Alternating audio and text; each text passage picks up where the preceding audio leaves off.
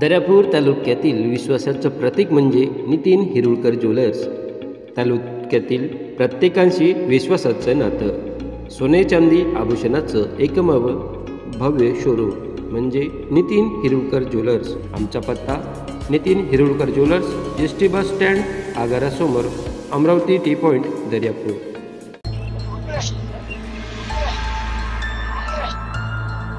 पालकमंत्र्यांना भेटू या मागणीसाठी उपोषणाला बसलेल्या एका व्यक्तीला DYSP अधिकाऱ्यानं लाथ मारल्याचा व्हिडिओ व्हायरल होतोय।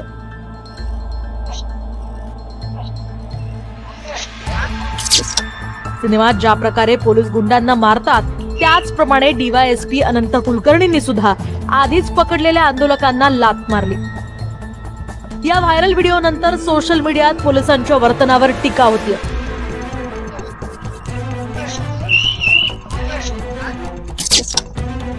गोपाळ चौधरी नावाचे व्यक्ती मागच्या 3 दिवसांपासून जिल्हाधिकारी कार्यालयाबाहेर उपोषणाला बसले होते। तक्रारीनुसार त्यांच्या पत्नीने पळून जाऊन परपुरुषासोबत लग्न केलंय।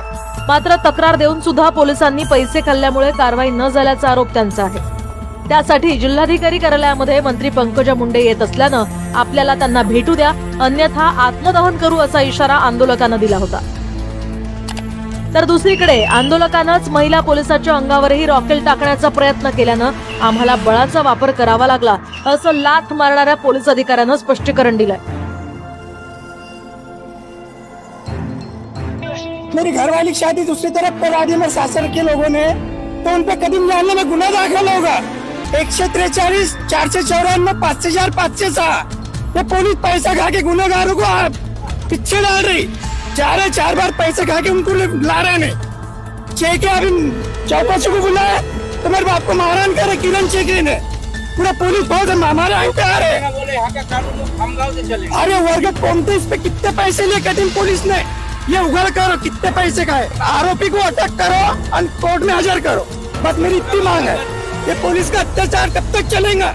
पत्र दिल तर मी आज आत्मदान करणार, न्याय नाही मिळाल्यामुळे। पूर्वी त्याची पत्नी कौटुंबिक वादविवादामुळे निघून गेलेली आणि तिने अमरावती जिल्ह्यात दुसरं लग्न केलेलं आहे।